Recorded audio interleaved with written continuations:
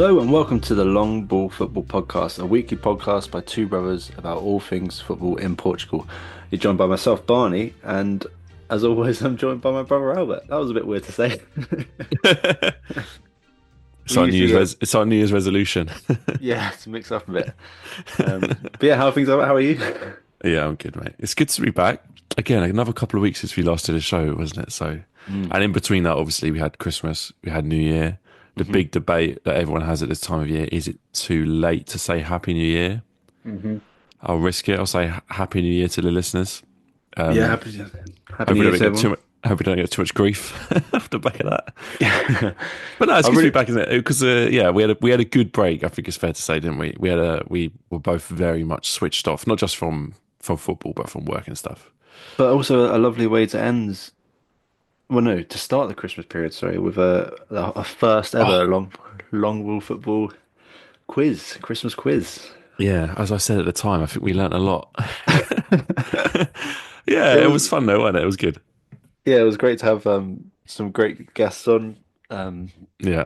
I think yeah, when we definitely learned about how in depth to do some of the quiz rounds. Yeah, if anybody's, I hope a few people listening have watched that because it was good fun. It definitely, I think it's a fun watch. But yeah, some of the questions we didn't quite pitch right. They were a bit too difficult. We were trying to find a balance between having some medium, some Mm. easy, some medium, some hard, and it was hard to judge what the hard ones were. But no, it was really good fun. I think it's on our YouTube channel. If you listen, we're on YouTube, Yeah. so go and check that out if you wanna do that. You can see our faces as well, and they've got the boys on there from Portugal Corner, Mike Agostino, Mr. Benfica, and we had Sam from All Things Alvalade and ourselves. So yeah, it's a good laugh. The listeners won't be seeing our faces, but I know she got a glass of red wine. Is that Portuguese wine? Oh no. Oh dear. I don't know what it is. No, I drank all my port over Christmas. I haven't got any Oh, port left. nice. I enjoyed the 2015 bottle you bought me for a birthday a couple of years ago. That was what Yeah. we poured out for. That's what we left for Santa to drink when he was, and he very much enjoyed that. Um, Very good. yeah. But yeah, I think this week we're going to take it. It's a little bit different because, as Yeah. Albert said, we've been off for Christmas, haven't fully got our heads back in the game. But we're going to take a look at some of the. Well, a lot has happened as well, to be fair, in those 2 weeks, The which listeners we. might be surprised to know, Barney, that we do actually normally plan these episodes. It might not sound like it, but they're normally planned. And yeah, I And think just we've got because no just because we're guests to straight, carry us this time. and we got to guess, yeah. So we're straight back into it. So I feel like we're just going to do. It'll be much more relaxed, and this is a good opportunity because this is a more like the kind of episode that normally goes out on our Patreon as a Patreon exclusive bonus podcast. Much more relaxed, much less kind of prepared and stuff. So if you like the feel of this show, then definitely check out our Patreon where you can sign up for £1 a month. There's a link in the description of the podcast. It's only a quid, only a pound. And I think it's great value. You get loads of good stuff on there. And actually, this is the perfect time to sign up, Barney. Couldn't be better because the predictions league that we run, Mm. we run two predictions league during the season. We do the first half of the season and we do the second half of the season. Ah, And you basically predict every single result and you get points based on a correct scoreline or a correct result or stuff like that. And at the end of that period, the winner wins a great prize, which we'll share on our social media very soon. But Barney, the second period is about to start. so You know, get this is in. it. It's the perfect timing. So if you want to get involved, now is the perfect time to do this. It's only a pound a month. All the money goes towards me and Barney running the show.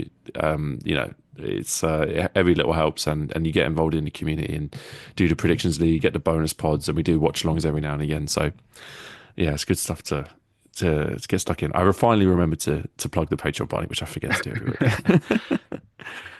Should we do a news? There's quite a few bits of news. Yeah. The big one, because we're going to start with news, not just games, Barney. Sporting, they pulled the plug. Yeah. They decided that the experiment wasn't working. João Pereira was let go after only a few games, and they brought in Vitória manager Rui Borges. I'm sure everyone's got a lot of thoughts on this, Barney. What was your immediate reaction to the news that they let Vitor Pereira go and João Pereira go, sorry, and they got in Rui Borges? Yeah. I don't know. I was a little bit surprised. I thought they were just going to stick it out, but it just was not working, was Yeah, it? And it seems like a foolish move to have made. 4 million for Rui Borges, it doesn't seem too bad, although, of course, there are other managers available, but I was quite excited by that appointment because he's done really well at Victoria, and I think they're Mm. definitely looking at Victoria's success in Europe this season as a big factor. Um, it did feel like it was needed to be done because it was a really horrible period, really, wasn't it? Like I just didn't see there was no something had gone drastically wrong. I don't know what it is. It was the Yeah. players just couldn't get behind him or what. It wasn't going well, but that change. Maybe we do need to give them credit for making the change when they did, because maybe other clubs would have stuck it out a bit longer before deciding to. They would have maybe been embarrassed to have sort of admitted they had made a mistake, but when they clearly had. But so yeah, Yeah. maybe that is a positive. But yeah, it was a didn't catch me by surprise his appointment, but it was a sort of wasn't the most obvious one. I would have said that they could have gone for a bigger name, but it was interesting that they Yeah. went for the up and comer really. Yeah, I mean, I guess on the sacking of João Pereira first. Yeah, you're right. There's kind of two ways you can look at it, right? Because I suppose what you have to do is say, okay, fair enough, they admitted that they made a mistake, but I think it was a mistake. I think it was their mistake, and obviously it's easy to say with the benefit of hindsight. The thing that I always say is, I can't remember where I heard it. I think I was watching some kind of interview with the Leyton Orient owners, and we had a similar situation a few years ago where we sacked a manager after only a few games. And the owner at that time said, if you sack a manager after 4 years, it's the manager's fault. If you sack a manager after 4 weeks, it's your fault. That is the board's fault. Hmm. And I think that's a fairly good assessment, because if you sack a manager after such a short space of time, you're basically saying, look, we hired the wrong person.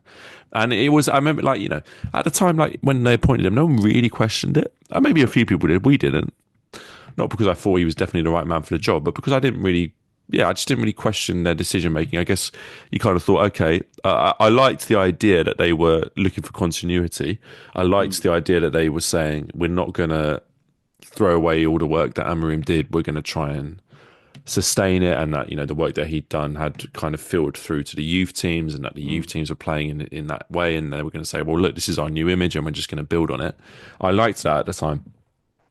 For whatever reason, I think Joao Pereira clearly, at this point in his career, I'm trying to choose my words correctly, lacks something that you need to manage a top club like Sporting.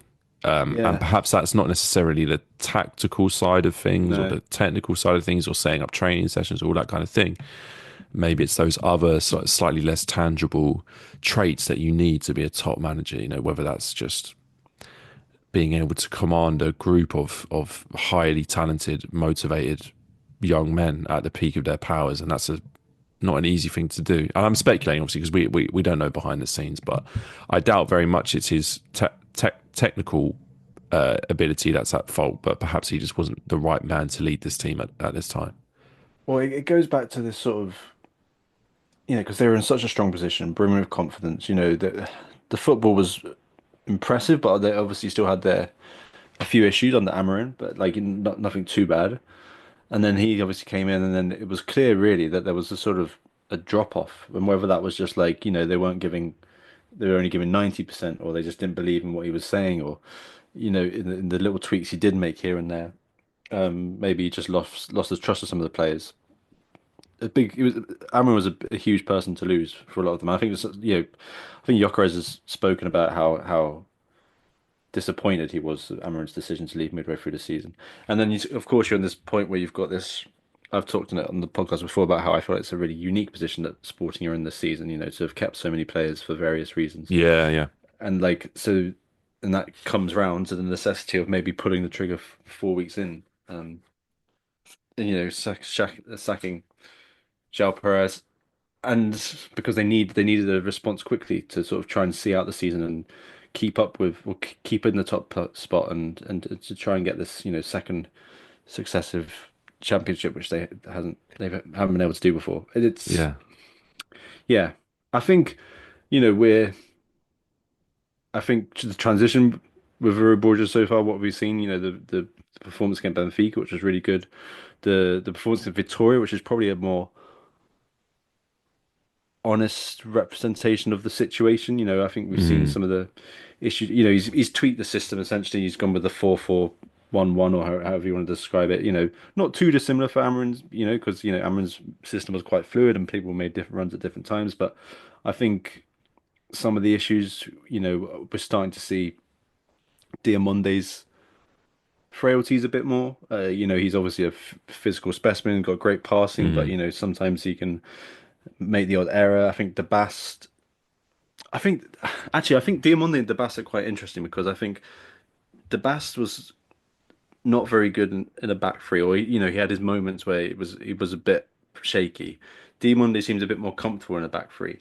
Now they've Hmm. gone to the back four. I think Diamonde might get caught out a few more times, and perhaps Bast might improve under Rui Borges. Mm. There's lots of elements that need ironing out. Um, but I think the ultimate thing is that a manager who's had a real success in this league with Morons, now Vittoria, and in Europe, Mm. trying to get that confidence back and that little bit of belief, which I think has certainly left some of the players. Yeah, I like. I did like the appointment as well. As you say, it's a really good story for him. He's 43 years old. He's not, he's not much older than Amorim. He's been around in Portugal. He's managed smaller clubs, as you say. Most recently, people know him from Moreirense and Vitoria. Did really well with Vitoria. I don't think he probably expected to have this opportunity midway through the season. Maybe he would have expected something similar at the end of the season. I don't know. But do you know the thing that maybe I'm reading too much into this, Barney? Maybe if there's sporting fans listening, they might disagree. I thought it was a fairly big statement going to the back four in his first game. Mm. Or at least I read a lot into it because that to me said straight away he was coming in and saying, I'm not Ruben Amorim and I'm not trying to be. And Mm. I'm not here because they think I'm going to emulate what Amorim's done. I'm here because they've hired me for who I am. And again, with the benefit of hindsight, I wonder what psychologically a message that sends to the players in a positive way, in a sense that they go, okay, well, look, this is the new guy, and it's now our job to get behind him. Because there was always that like trepidation about what will Sporting look like after Amorim leads, and I think it was from the players and from the fans as well. He's so much success under Amorim after so long being, almost the laughing stock of Portuguese football. And I think there was a lot of nervousness about what's going to happen when he leaves, and maybe that João Pereira appointment wasn't the right one in terms of giving the fans confidence and the players confidence. And actually, Rui Borges coming in and an appointment like that, where he's not an Abel Ferreira who I know they wanted, but they were never going to get. But he is still just a different man who's got the confidence, and I do see that in him. I do see the confidence and charisma that you need to manage a big club like Sporting. And I think, in that sense, it's good that he's come in and already put his own stamp on it and said, I'm going to do this my way. And I think the players respect that. And I think, as you said, from the first couple of results, I think they will respond to it. Yeah, but I guess with that formation change though, it does put a few question marks on. Well, when the whole team's fit, you're probably gonna you look at the fullback positions, and he's got I can't see Quenda or Catamo filling in those positions. I think Quaresma looked No, really they good at will not right be back. playing in the back four. No. No, but then that means when you go further forward, there's less positions for all the players. So Yeah. I imagine Gonçalves will play behind Gyökeres, and then you got Trincao on one wing, and then Quenda, Catamo, and Edwards and Arujo are potentially fighting it out for that Mm. one other spot. So that would be interesting because all those players have been the sort of the bright spots this season. They've been the ones getting the goals, and the having so many has been what's so fun to watch. Made Sporting so fun to watch. But then on the other hand of that, I think I look I talk about Eduardo Quaresma's performance against Benfica was a joy to watch. It was great to He's a see him. big game player. He Yeah, performs in the big games, doesn't he? and I like him in that right back spot. It He could did be well, really yeah. interesting. Yeah, Did well. and maybe that means the left back could maybe go to a Catamo or Nuno Santos or Arujo. But it's Yeah. it's going to be interesting seeing how the team progresses forward because that performance against Victoria we saw. As I said earlier, it showed their frailties that they do have. The goalkeeper, perhaps the four at the back might not suit some of those centre backs. So yeah, there's definitely things he needs to work on. But Rui Borges has got a history of sort of putting good defensive teams That's together. true. It's So very yeah, true. Um, I do want to touch on a couple of other bits of managerial news as well, Barney, because of course Vittoria lost their manager and they had to bring in a replacement. And the listeners who listen for a few seasons will know I never miss an opportunity to pat myself on the back. What did I say to you the moment that Rui Borges left Vitoria? I said Daniel Souza to Vitoria, and not only that, but he will get them to finish above Braga, and I stand by it. That is my prediction for the rest of this season. That Vitoria under Daniel Souza will finish higher than Braga under Carlos Carvalhal. What do you? It's exciting. I like it. Do you know, I really like the appointment. And Daniel Souza said something really interesting, which is that he had been, obviously, he's been without a club since he left Braga. He's been considering his options, and he'd been looking at moves abroad. I think probably to the Middle East. You know, not he probably wasn't getting moves to like Italy or France or whatever. And he said this was the one club that would have kept me in Portugal. And I totally get that because Vitoria is a great job. I think it's a on the one hand it's a tough job. I think I've said it before. I think one of the hardest in Portugal when you compare the expectations to the resources.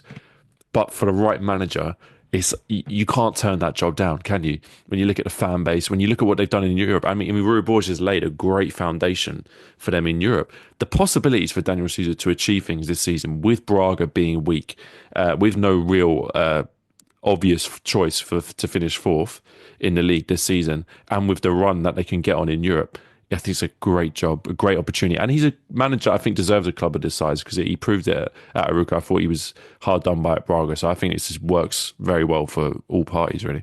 I think he'll relish this job a little bit more because of the Braga situation. I think Oh, really... mate, can you? I can't wait for the first Mino derby. It's going to be so good. I think I think it's an interesting. I'm excited for him. I'm perhaps not as convinced about his success as you are, but I think that, as you said, it's that expectation slash resources. And if we're looking at Vitoria's resources, some of they have some talent, obviously, undoubtedly, but compare it to, say, Suzu's Aruca side that did so well, it's probably not, certainly not stronger, I would say, maybe on par.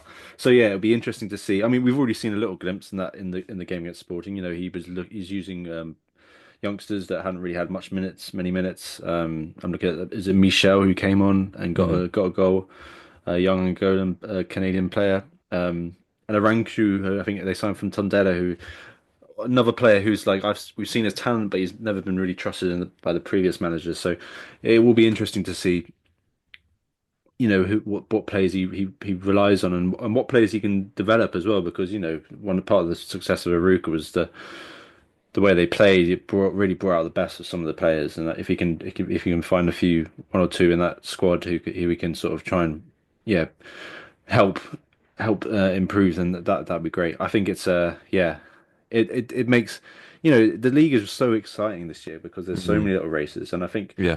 you know, Braga go and beat Benfica, of course, but like, you know, they haven't been great, and despite that result, but you know, that is going to be close, and yeah, as I said at the beginning, I think Sousa will really have that mentality. He might distill it to the players about, you know, look what Braga did to me, let's do them. You know, do you know what I mean? Like, I think that storyline is going to play out. It's gonna be so good to watch. Absolutely. I mean, I'm all in. I'm all in. So I look forward to it. And then quickly, Barney. I mean, we got to talk about it. The biggest managerial appointment of the Christmas break. Do you know what I'm going to say? No, no, I'm just trying to work it out. Why Your can't I get friend of it? mine, the big man, Sergio Conceição's back in action. Oh, He's got a big job. sorry. Yeah, AC Milan. I mean, we don't know. I've seen about What the we know league. about Italian football wouldn't fill the back of a postage stamp, but I mean, I love it. I absolutely love it. Because people Oh, were talking about, so oh, you good. know, maybe Sergio Conceição will end up at Wolverhampton Wanderers, or maybe he'll go to like Qatar or go to Yeah. Saudi Arabia. It's like, come on, this is where he belongs. Serie A. Sunday evening training AC session after Milan. the game. Oh, come on. That was the best bit. Did you see the tweets where it was like he signed and then it was like he got them in on, he signed his contract at like 4 p.m. and he just rang the players up and he's like, yeah, in you Come in. come. So good. I loved it. And the photos of him when he signed with the blue glasses. Like, oh, so good. I love it. It's Oh, perfect. It makes so much sense. I mean, people were talking about Inter Milan. Do you remember? I think it was over the summer we were talking about mm, potentially going to Inter Milan. I thought that would have worked, but AC, oh, I love it. It's a big club, you know. He's going to be playing. Will he be playing in the Champions League? I mean, yeah. presumably he'll be having a crack at it, you know. And it's better than West Ham. That rumor kept Oh, popping so up. much better than West Ham or Wolves or some crap like that. Honestly, Oh You no, know, that's look at great. him. That is not a man who's going to be living in Wolverhampton. Do you know what I mean? He belongs in a nice Italian city. He's got an espresso in one hand. Did you see him speaking Italian as well? Yeah. No, I think that I was so happy for him, and I'm already like, oh, I want to do a career mode like that now. Um, he deserved Yeah, a job like that. No, I think it was I great. agree. I agree. Yeah, we look Um, forward to following how he does it at Milan. Wishing him all the success in the world. I'm a big Conceição guy. I love him. So, yeah. I was going to say just a little bit on Porto, Albert, because I'm already deep into the transfer gossip. A little Oh, rumors nice. about Aribe coming back. I think he's finished or he's terminated his contract at was he in Qatar? How old But is he that'd now? be an interesting one because that sort of yeah that it's that sort of signing where like that the old guard coming back. I don't know, and they've sold well they've loaned Fran Navarro to Braga, and that's already signed Yeah, straight off of Braga. I just wonder, yeah, I wonder what AVB obviously has got the financial limitations, but he certainly pulled a rabbit out the hat with the Samu signing. Quite that was towards the end of the summer window, wasn't it? So I I wonder if think they've so. got. Yeah.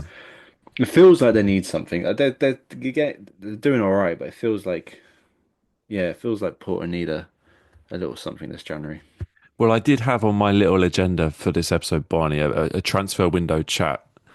So, Mm. shall we get stuck into that now? Because the January transfer window is open. Obviously, it's not as big a deal as the summer transfer window, but nevertheless, interesting things can happen. We already saw, as you say, Fran Navarro moved to Braga. I mean, that was always where he was meant to be, Mm. right? I remember Porto hijacked that deal at the last. Was it on the deadline day last January, Yeah, but he didn't where he move was until the like, summer. Yeah, but it was like all three clubs were after him. It was like yeah, Benfica went in for him, Porto went in for him, and Braga went in for him, all on deadline day, and ended up at Porto. The only rumours I've seen for Porto as well are departures with even Jaime and a couple yeah. of other sort of fringe players leaving. But one transfer I wanted to talk to you about, Barney, that I do like that has been done is Rafik Gaitan going back to Estoril. Obviously, didn't get a look in at Braga, but what a good player. I mean, I love watching him play, and we're not seeing him at Braga, so Mm. I'm delighted. He already made an impact in the game at the weekend against Estrella. Good signing. I like that one. I don't know if you've seen anything else that No, you're enjoying so far. I really like that one. And I really like Astral at the moment. I think Yeah. they've stuck out of Ian Caffro. He's found his formation. He's found his core players now that he can rely on. Like Holsgrove came back from injury. Is it Xhaka the experience? Like he's been Yes. Scored like at the weekend as well. that's a good midfield, and the wing backs are looking good. Like Wagner Pino and that, and I think that just shows like we so often we see managers fired so quickly, and it's like Yeah. that I really yeah. And it wasn't another story from Esther about the director of football or Yeah, they got a new director of football in.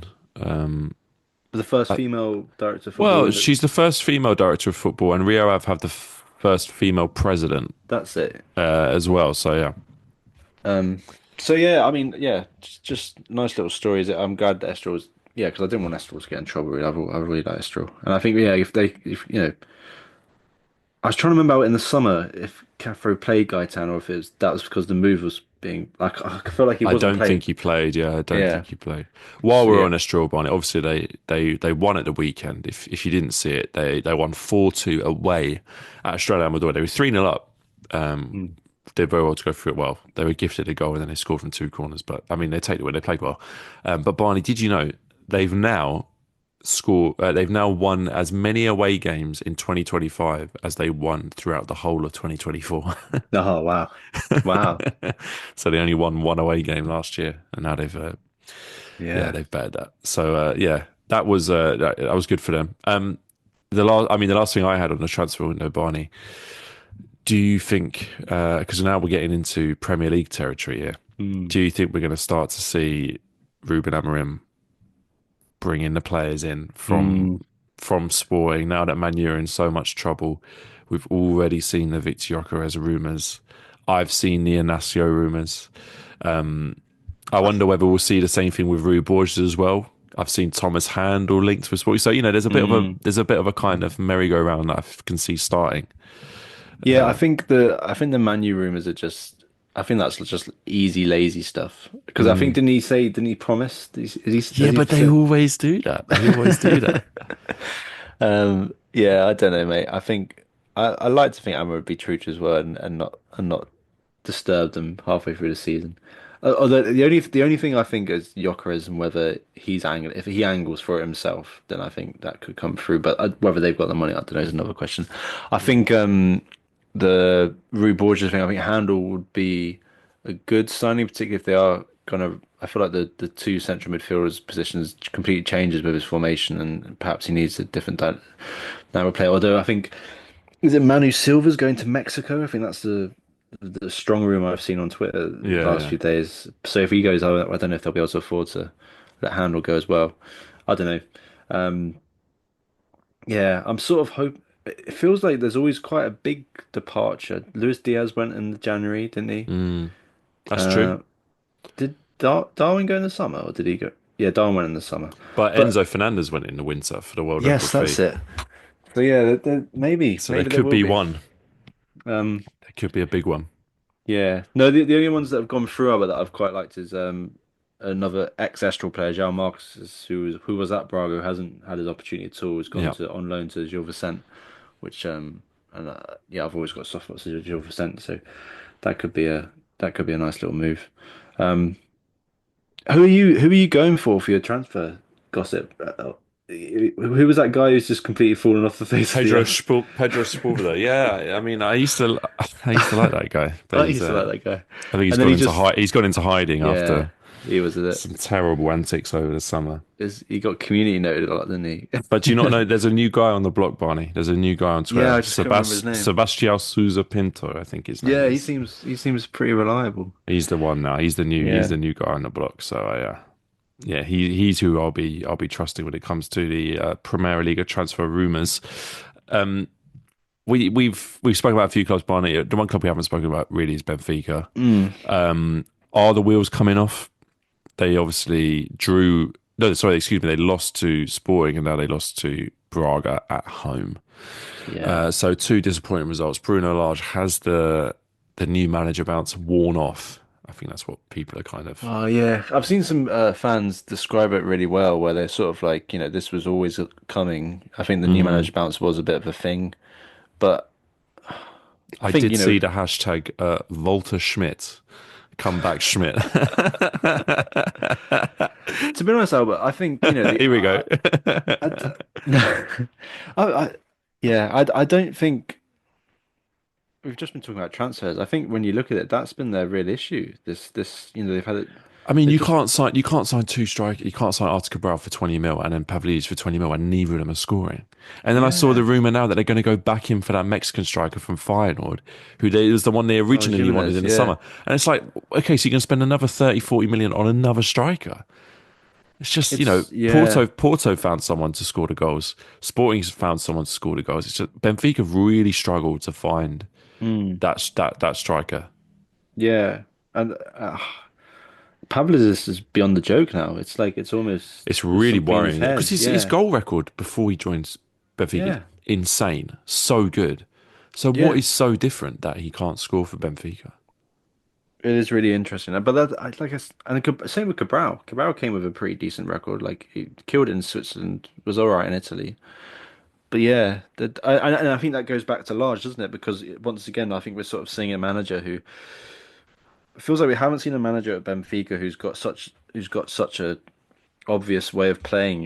There's clear ideas about how to create goals. It always feels like it seems to be left to the individuals, the players Hmm. to sort of make things happen, and that's maybe like what needs to be addressed because you've got the talent there. Like you got Di Maria, you got Koshu, you got I mean, Kochu was. I was about to swear then. He's very bad.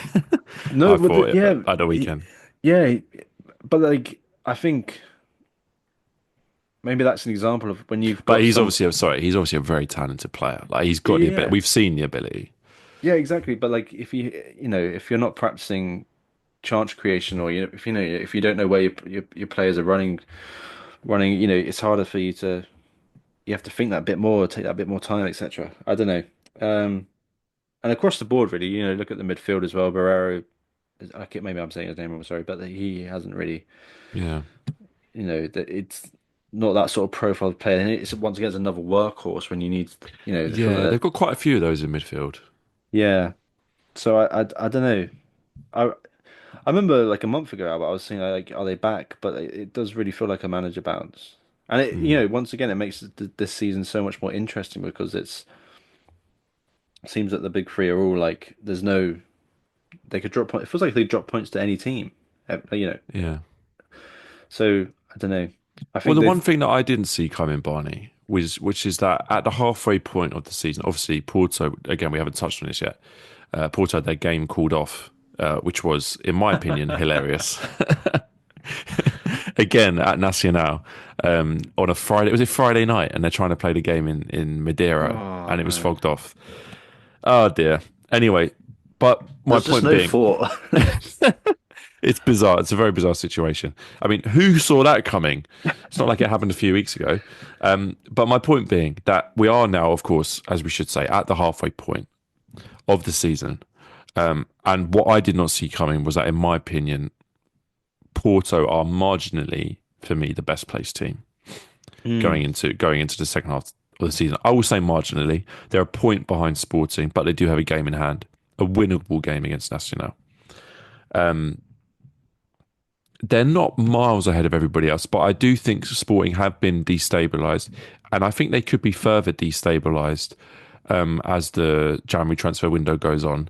I think Porto have a very good chance of finishing the January transfer window stronger than they are now.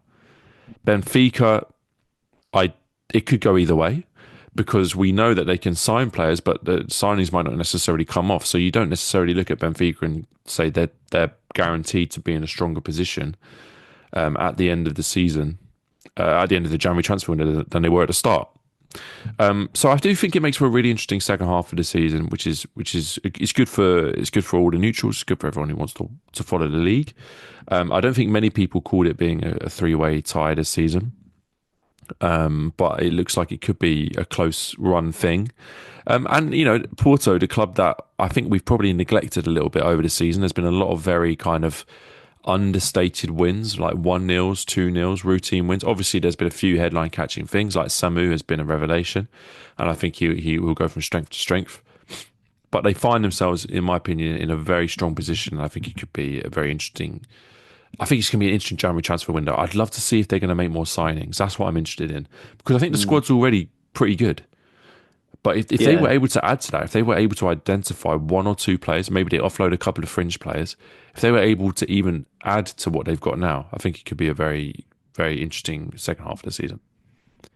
Yeah, I think Fabio Vieira is starting to settle in. I think Rodrigo Moura's had a good couple of games. Yeah, yeah. Like that's been, that's 17 years old, and it feels like when Porto, when they had these young players coming through, that's when they're sort of at the most exciting to watch. And yeah, they seem. I agree with you there. I think that they're the most settled squad. Like I said, I think AVB might pull a trick out or two. Just to. I think they were looking at is it Barco, the young Argentina left back who was on loan at Sevilla from Yeah. Brighton. A football We, manager legend, I think. Bit of a. yeah, he might come in because I think they've obviously got their injury issues at left back. So that would be maybe it might be loans rather than signings, Mm, but I agree with you. It is really interesting, and I think there's no pressure. I remember saying at the beginning of the season yeah. it was going to be transitional, like It was a bit of a freebie, wasn't it? Yeah. yeah, but But do you then know what yeah, I would be thinking now, Barney? Because I mean, again, with my kind of boring, sensible hat on, I think sometimes when you run a football club as ABB runs Porto now, you have to be smart and you have to look at a situation in front of you and say, when is it a smart time to invest in the squad? When is it a mm, smart time to just manage like stability? I do wonder whether they would now be looking at this January transfer window and saying, look, we're in a better position than we probably thought we might be. I don't know. They might have been more ambitious than we were, but they're certainly in a good position. They might be looking at the opposition and saying, Sporting are obviously weaker than they have been for the last 3 or 4 seasons. Benfica haven't really capitalised in a way that they could have. Maybe this window is an opportunity actually where investment could go a long way if they're to get another title or finish in the top two or something like that. Because I think there is an opportunity there. where would you? We look to improve Albert. What positions? That's the question. I think it might sound strange considering some of the talent they've had before, but maybe on the wings, which Mm. sounds strange for a team with Galeno, with Pepe, with Fabio Vieira. But I just think if Pepe is likely to leave, which I think he might be, Galeno is kind of a bit inconsistent, maybe a bit old now. And Fabio Vieira, great signing. But if they just were able to unearth that next kind of dynamic winger that they've had before, the likes of Tessitore Corona or like Luis Diaz, if they were able to identify that player now, I think that would make a real big difference to their team. Because otherwise, I think they're pretty good, aren't they? Like the goalkeeper's obviously fantastic. I think they found a decent centre back pairing, fullbacks. I think they're looking pretty good. Injuries aside, the midfield looks solid, and I think they've got creativity in there. The striker looks really good. So yeah, it's just that lack of consistency from Galeno for me, and yeah, that's possibly what I'd be thinking. But then again, it depends what players are out there, who's available. Yeah, I've seen them linked with a Ecuadorian left back, Medina, like Mm, attacking fullback. I think it wears number 7. He plays for extra. So yeah, I don't know if that would be that sort of player. Because like it was, I don't know. I always associate Porto with like a South American yeah, winger, like yeah. pulling out gems. Um, yeah, no, yeah, they're looking good. I feel like they're starting to settle on the defense as well. I think Perez and Giallo took a bit of time to settle, and Mm, Otavio's come back as well. They've got it's just so much talent that like just who you give your chances to really. mm. Um, what one departure, Albert? Samuel Portugal? Do you think he's on his way out, Oh or is he my just going to god, collect his he's check? still he's still not played. It's absolutely bizarre. What a waste of a career, man. So sad. But yeah, I mean, I hope he's getting a decent paycheck out of it. Hmm. Barney, before we wrap up the show, should we just quickly look at the bottom end of the table? Because I do quite enjoy this, halfway through the season, looking at where we are.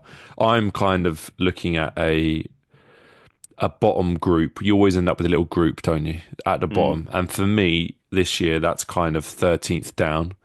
Although Estoril only 2 points above that, Gil Vicente only 2 points above that, but still the weakest teams in the league for me that we're looking at are Estrella Amador in 13th, AVS in 14th, Aruca in 15th, Ferenz in 16th, Nacional in 17th, Boavista rock bottom 18th, only 12 points from 17 games. I don't know, just what's your instinct of those teams? Which of them do you think has the best chance of kind of having a little second half of the season push to get out of relegation trouble? My heart says Boavista. I feel Yeah, I don't know if they do have enough in the tank. Obviously, the squad's threadbare. they're only 3 points currently behind Yeah, safety. they just seem. I don't know. It feels like they keep being unlucky.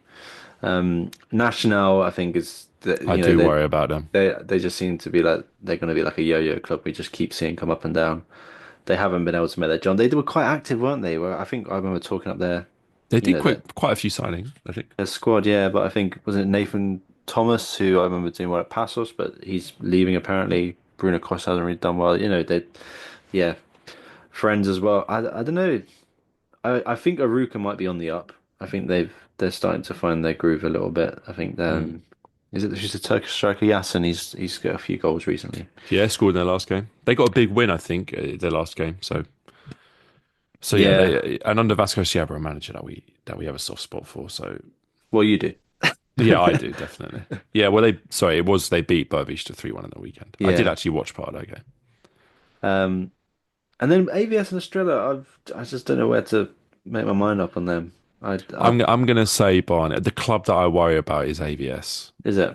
I do because Aruka, I think, have got talented players, and I think Seabra will do enough, just like he did enough with Estoril last season. I don't think it'll be spectacular, but I think he'll do enough. Ferenz, I mean, I think Ferenz are going to improve a lot. We haven't spoken about it that much, but they got the new manager.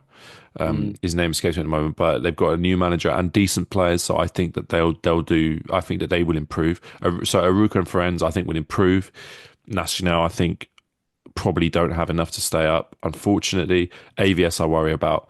Estrella I do worry about as well, but they survived last season, didn't they? On the last day of the season, they can probably do it again. And as you say, Boavista, they always seem to do enough, and it's only 3 points off safety, even if they are bottom of the table. So yeah, I worry about Nacional. I worry about AVS. I worry about whether Boavista can do enough. I worry about whether Estrella will survive by the skin of their teeth again. And yeah, I think maybe Estoril, maybe Aruca, maybe Florenz are the teams that I can see kind of just improving enough to get away from danger. Yeah, I mean, slightly further up, Al, but I think, I mean, obviously Santa Clara still continue to impress me. Casapia, let's talk. We haven't. I feel like we haven't. So good. Yeah, Yeah, they man. really deserve a lot of credit, don't they? Seventh. It's unbelievable, really. They've had a great little run, and they look like there's I wonder talent. if their managers one that will be kind of touted by a lot Mm, of bigger clubs, sure. Because because how old is he? they beat Braga, didn't they, at the Quarry? And I think after that, that was the game. Yes. I thought Carvajal was going to go after that game, and I Yeah. thought they could even get the Casapia manager in as an option. And then he But goes I and think, beats Benfica. yeah, I know, but yeah, I think Casapia and their manager are. I mean, we really cannot understate the fact that they have got twice as many points as Boavista. They've got 10 points more than Firenze, Mm. and they're sitting seventh in the table. That is probably alongside Nacional the team with the lowest budget in the league, Yeah. maybe alongside one or two of these other teams. It's an incredible achievement. Yeah. I mean, I've seen some fans worried about if they'll be able to keep some of those players, like Telasco Segovia, 21-year-old um, Venezuelan, is just like I really like him. João Pereira is their manager, Albert, 32 years old. I was trying to remember. I knew he was young. Yeah, Yeah, really young. so uh, yeah, 3 years younger than Cassiano. Who's there? But yeah, no, happy for them. I'm happy for. I think I'm a little bit excited about Gil Vicente. I wonder if they. I think they could do something. There's an opportunity there, maybe. I was just looking at the points out in sixth, but it'll be a lot, wouldn't it? To Yeah, they're 7 points off sixth place. But it's, I think those type of clubs, Barney, Famalicão, Rio Ave, Gil Vicente, Moreirense, even Casapia, they'll be looking up, I think, rather than down, Mm. which is all you can really ask for a club of that size. Yeah, yeah. I think the window's going to be interesting now because I think often we see clubs in those positions as the teams you just mentioned who some become very active and then that almost disrupts them. Yeah, yeah, Some lose. It's the Brazilian window, isn't it, as well? The Brazilian transfer window because it's the end of the Brazilian season, isn't it? So then true. we always see if you like there's always a bit of activity both Bit ways, of but more movement often there. than not it seems like the good Yeah, players going to Brazil. So that might might disrupt a few teams. So we'll have to absolutely. see. Well, before we wrap up, Barney, I want to end on one last news story. I don't know if you know what this is going to be, but in the second division at Oliveirense versus Feirense, we were treated to the spectacle of the ground staff using milk to draw the lines on the pitch, and we actually saw them with a big 6-pack of milk filling up the line painter.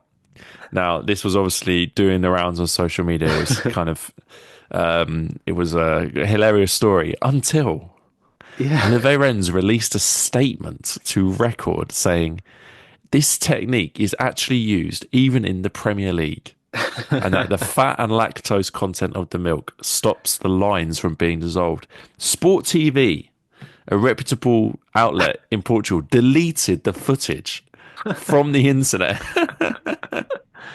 as a result of this complaint. I think this might be possibly one of the best stories ever since we've been doing the Long Ball Football podcast. I don't know if you agree with that. Yeah, I love the way it took off, and then Absolutely fantastic. and I love that there's a logical reason for it. It's I just a love the fact that they were very so incredible outraged that image. they were getting humiliated that they had to release a statement to clarify their actions. Yeah. But yeah, just a bit of fun. But all right, we'll leave it there for this week. I hope you enjoyed this episode of the podcast. Obviously, a bit different. We'll probably get back to the normal podcast next week, maybe with a guest. But yeah, exciting to kick off the January transfer window and the new year with some big stories. And we're looking forward to covering it as the January transfer window goes on. But yeah, that just leaves me to say thank you very much for listening, and we'll see you next week. Yeah, see you next week.